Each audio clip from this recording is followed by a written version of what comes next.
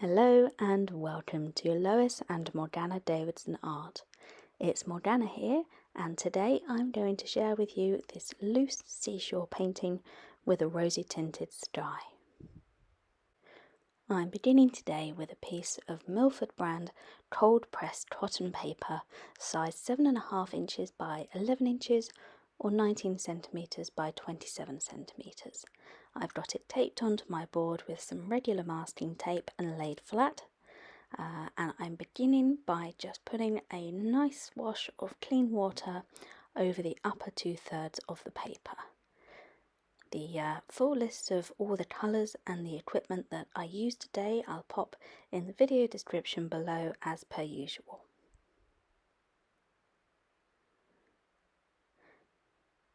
But as you can see, I'm just bringing the water down to roughly 2/3 of the way down the paper, and that's going to be our sky today.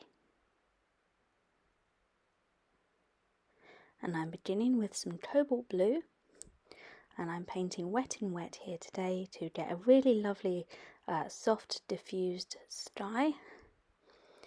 And now I'm bringing in a lovely dusty colour. This is Potter's Pink, which I'm going to use to help build some clouds, along with the nice rich cobalt blue for the sky. I'm also going to be using a little bit of ultramarine as well, which is just going to help give the sky an extra deeper, richer blue. As you can see, I started off with my flat brush and I've now switched over to my mop brush. The flat brush is really great for getting colour on quickly and getting a nice bit of coverage and your general sort of colour shapes in place. But now I'm using a large mop brush. This is an Astoda Ultimo synthetic mop brush size 14, and I'm just using it to gently build up my colour and my shapes.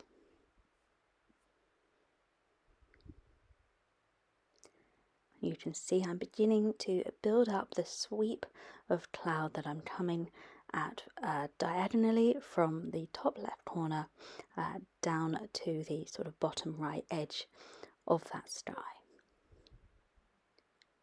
And you can see I'm layering up a little bit of the Potter's Pink here into the sky in little dabs, just following that diagonal line and just doing some small sort of soft marks to begin building up a little bit of cloud shape, and also not forgetting to build up little wisps of cloud here and there in the sky as well. So we've got a couple of sort of fine lines down at the bottom left part of the sky, and I'm going to add in a couple of extra soft lines up above as well.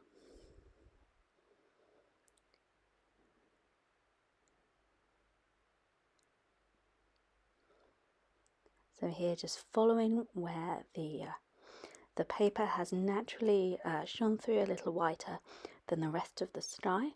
This has given me a lovely opportunity to incorporate this pale part of the paper into another little wisp of cloud. So you can see I'm just going along here with the brush and a really light touch and some watered down Potter's Pink, and just turning that into a lovely little drifting cloud to go along behind this larger sweep that we've got taking up most of the sky here.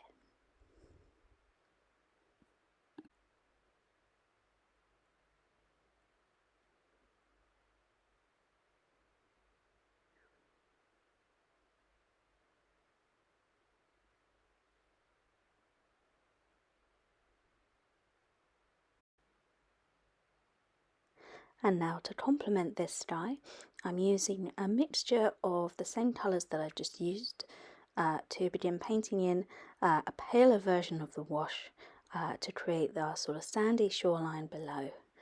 So this again is a mixture of cobalt blue, some ultramarine and some Potter's Pink. And this is just a really pale version of the sky that I've done above, because I'm planning this painting to be a lovely sort of low tide wet sand painting with reflections. So I wanted the water that's on the sandy beach to be reflective of the beautiful pale sky that we've got going on above.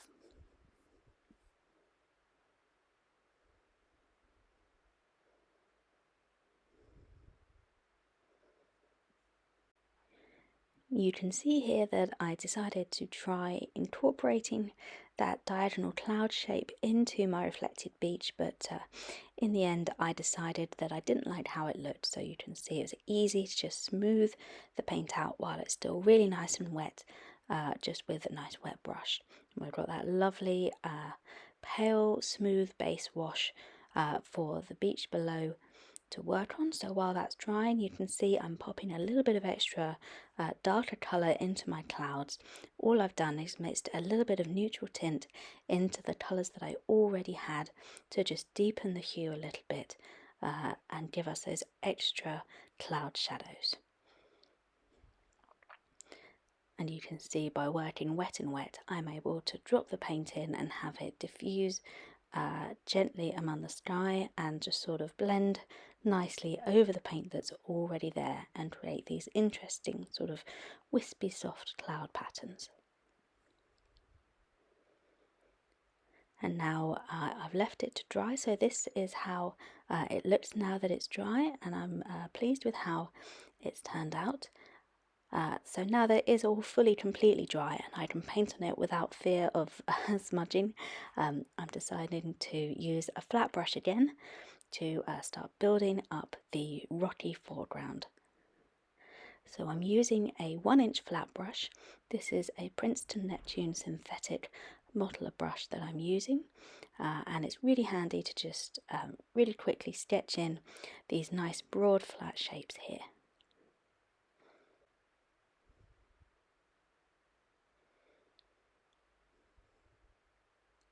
You can see that for these shapes I'm using basically darker versions of the colours that I already have in the sky. So this is my blue mix, my mix of ultramarine and cobalt, just dulled down a little bit with a touch of neutral tint to make it stand out against the rest of the paint that's already there.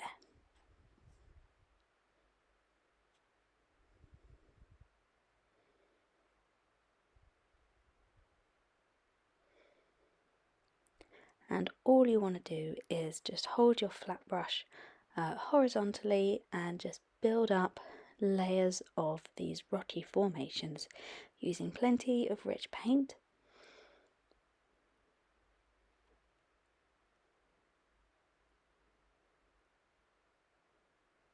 And you can see that I'm making sure to leave plenty of white space as well.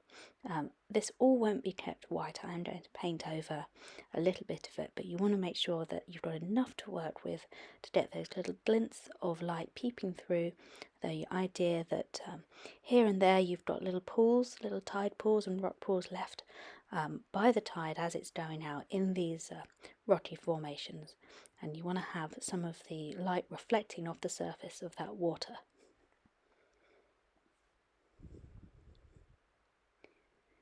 And you can see here that I've switched now to a smaller brush to add in a little bit of extra detail in these rocky formations. So I'm actually putting in some potter's pink here as well, quite richly, and just letting that diffuse into the paint whilst it's still wet, and hopefully getting some really interesting colours and shapes.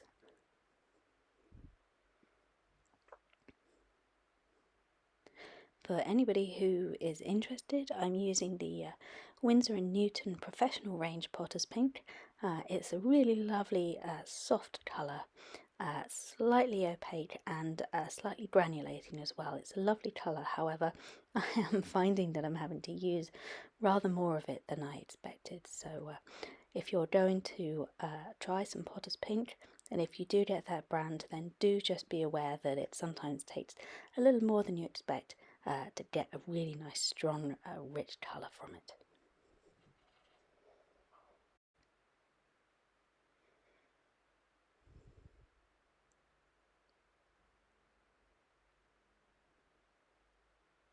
And now you see with this fine point on this smaller brush, I'm able to just pull those lines out of the rock formations, just start building up a few extra little rocky bits and bobs here and there, peeping out of the sand, and these finer lines as well. This is going to help create a little bit of distance in this painting.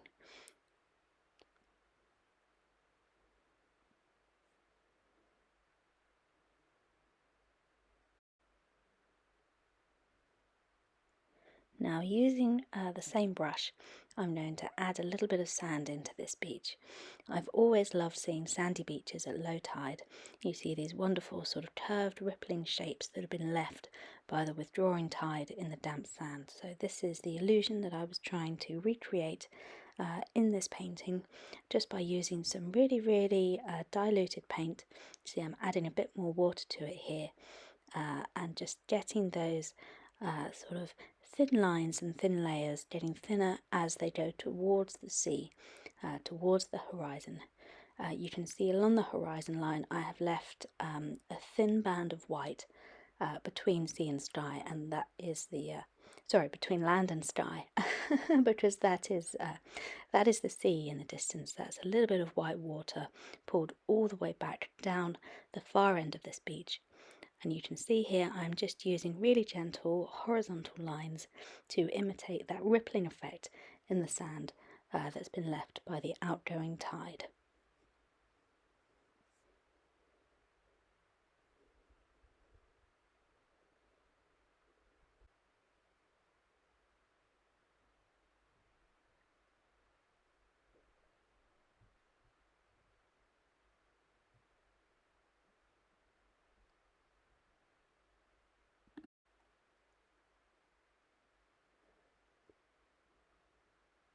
So here you can see I'm just adding a little bit of extra cobalt blue here and there around the rocks to just emphasize the little tide pools that we've got going on in this rocky formation here.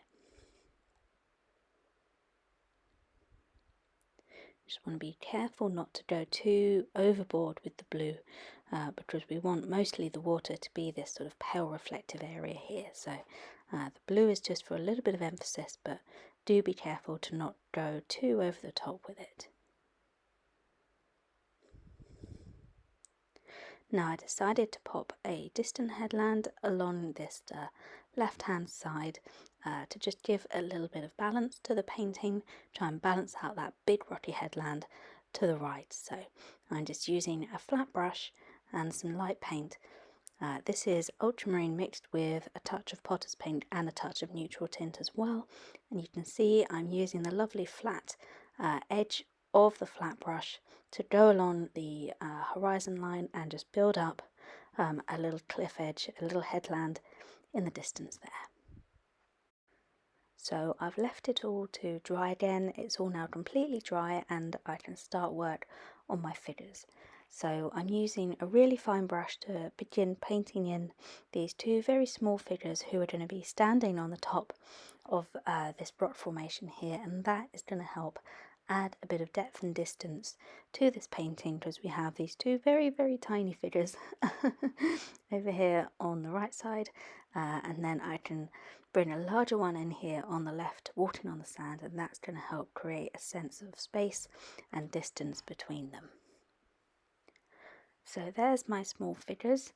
You really don't need too much detail at that size, but you do want a nice fine tipped brush. And now I'm starting on my larger figure. Again, I'm not too fussed about putting in lots of detail. As long as they look human shaped, I want to keep them looking nice and loose, and to look really natural in the setting of the painting. So I'm just building up a natural looking shape here.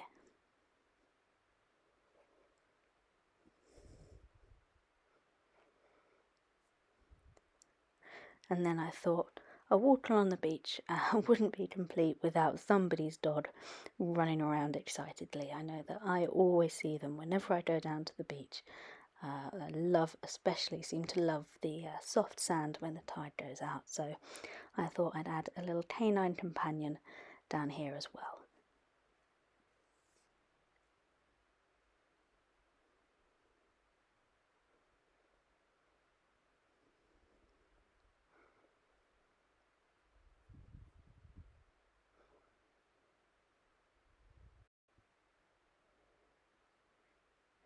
And now I'm just going to add their reflections really simply on the wet sand by just using my brush quite lightly, almost dry brushing here, and just pulling the paint roughly down, following the vague shape of the outline I've just created.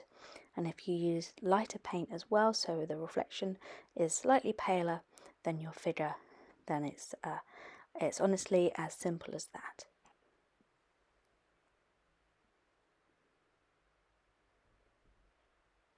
There we go. So I'm happy with my reflections and my figures, so I'm just going to add in a couple of wheeling seabirds to just set the scene and add an extra little bit of detail into this sky.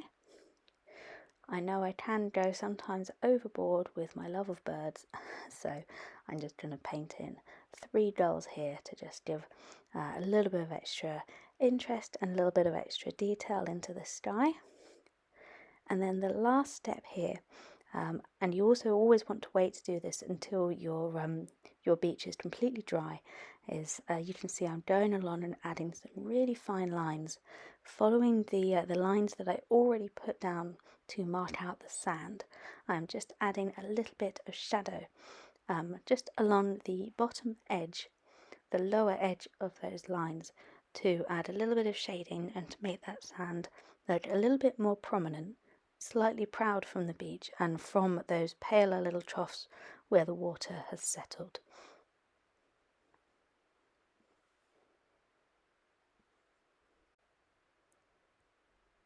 Now this is a fiddly little step, and it is entirely optional. You don't, strictly speaking, need it to complete this painting.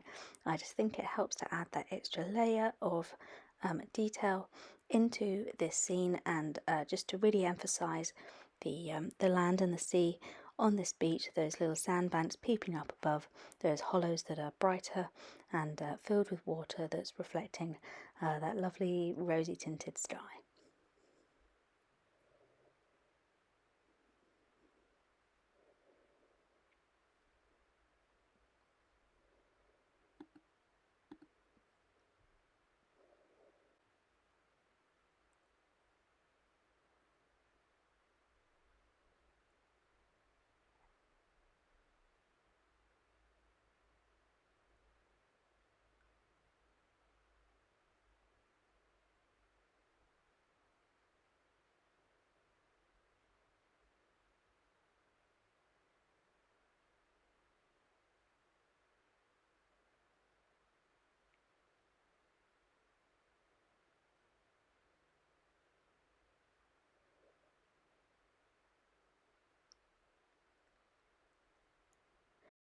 So here we have it. This is the finished painting. So thank you everybody for watching. I really hope you enjoyed it. I really enjoyed painting this lovely peaceful scene. I don't know about you, but I'd love to be walking along that beach right about now. If you'd like to see more art videos from me, please check out my Patreon page by following the link below. If you've already done that and signed up with me on patreon.com, then huge thanks to you all. But that's all from me this week. I hope that wherever you are and whatever you're doing, you have a wonderful rest of the week, and I wish you all happy painting.